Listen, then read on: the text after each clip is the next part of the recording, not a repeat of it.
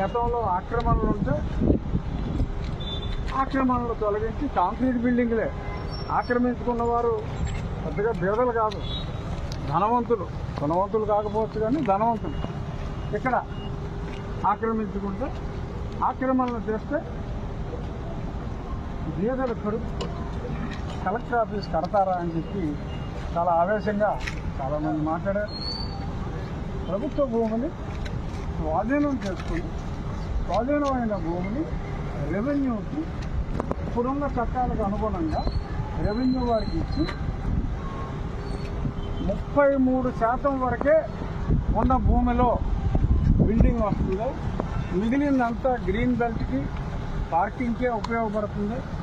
సుమారు 400 కార్లు పార్క్ చేసుకోవచ్చు, ఎటువంటి ఇబ్బంది లేదు. ఇక్కడ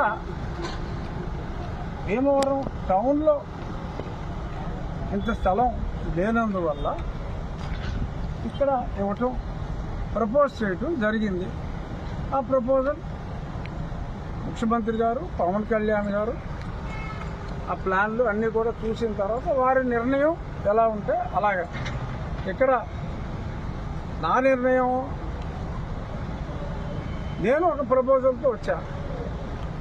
ఎందుకంటే మరి గతంలో లేదు, ఇప్పుడు సంవత్సరంన్నరగా అసలు దీని గురించి ఊసెత్తునో లేడు. సో నేను ఖాళీ చేయించి రెవెన్యూకి హ్యాండ్ ఓవర్ చేసిన తర్వాత ప్లాన్స్తో సహా ఈ రకంగా 33% కవరింగ్ ఏరియా వస్తుంది. స్ట్రక్చర్డ్ బిల్డింగు 2,40,000 ఎస్ఎఫ్టీ, అన్ని ఆఫీసులకి పోలీస్ ఆఫీస్ సెపరేటు, మిగిలిందంతా ఒకే దగ్గర వస్తుంది. అన్ని డిపార్ట్మెంట్లు వచ్చేలాగా 300 నుంచి 400 మంది ఉండేలాగా ఒక యాంఫీ థియేటర్, 2 పెద్ద కాన్ఫరెన్స్ హాల్స్, అన్నిటితో ఒక ప్లాన్ సమర్పించడం జరిగింది. దీన్ని ఏదో తిప్ప రోడ్లోనో ఇంకో దిబ్బ రోడ్లోనో భీమవరంలోనే ఉంటుంది అంటే, భీమవరం అంటే ఒక నియోజకవర్గం అని కాదు. ఆ భీమవరం అనే ఇప్పుడు ఉన్న క్రూషియల్ ప్రాంతానికి ఇది ఎంత దూరంలో ఉంది అనేది ఇంపార్టెంట్. రోడ్ కనెక్టివిటీ, ఈ రోడ్ని 80 అడుగులు రోడ్ చేస్తున్నాం. అదేమో స్టేట్ హైవేగా, ఇప్పుడు నేషనల్ హైవే అయింది. ఆ నేషనల్ హైవేకి ఈ స్టేట్ హైవేకి ఎట్టించి రావాలన్నా కూడా రోడ్ కనెక్టివిటీ అంతా కూడా అన్ని బెటర్గా ఉందని ఒక ప్రపోజల్ని ఇవ్వడం జరిగింది. అఖిలపక్ష సమావేశం అని చెప్పి యువజన శ్రామిక రైతు కాంగ్రెస్ పార్టీ వాళ్ళు ఒక మీటింగ్ పెట్టేసి అందరూ కలిసి ఇలా నిర్ణయించారు, ఆందోళన చేస్తాం. మీరు మూడు రాజధానులు అన్నారు, ఇప్పుడు ఒకే రాజధాని అని డిక్లేర్ చేశాం.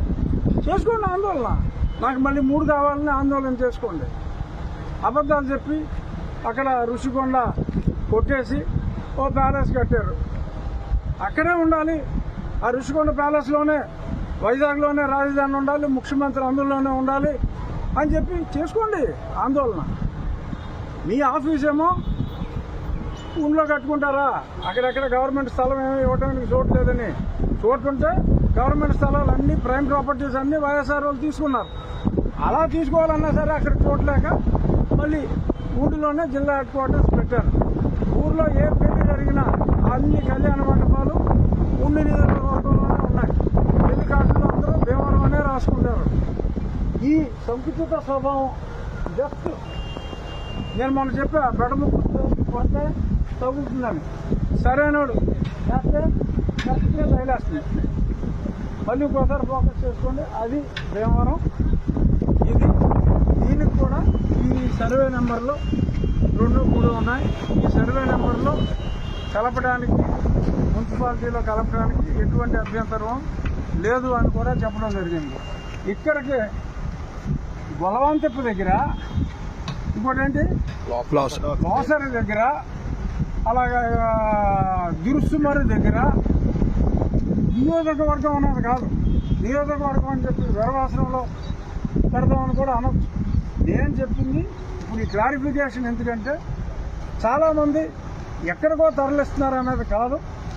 అక్కడ పెట్టుకుంటే భీమవరం అంటున్నారు. ఇక్కడ పవన్ కళ్యాణ్ గారు ఎప్పుడు వచ్చినా సరే బస్సు చేసేది ఇక్కడికి 500 మీటర్ల పక్కన ఉన్న నిర్మలా కన్వెన్షన్లో ఎప్పుడు పవన్ కళ్యాణ్ గారు వచ్చినా ఒంట్లో బస్ చేస్తున్నారని ఎవరన్నా రాశారా ఎప్పుడైనా? ఎప్పుడు కూడా భీమవరంలోనే పవన్ కళ్యాణ్ గారు వచ్చారని అంటారు. మన మనసులో వైసీపీ వాళ్ళ కుట్రకి ఏ పార్టీలు పడకూడదు. ఒకవేళ పడేలాగా ఉన్నా పడకూడదు. ఎన్నో ప్రపోజల్తో వచ్చా, గాల్లో కాకుండా ఒక కాంక్రీట్ ప్రపోజల్తో రండి.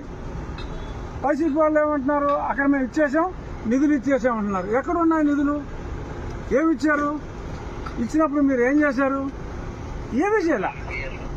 సో 3 రాజధానుల లాగానే దానికి కూడా నిధులు ఇచ్చామని చెప్పి ఒక కహానీ కిస్మత్కి లాగా కొట్టారు. అంతకు మించి వాళ్ళు చేసింది ఏమీ లేదు. నేను చెప్పేది, నేను ఒక ప్రపోజల్ ఇచ్చా.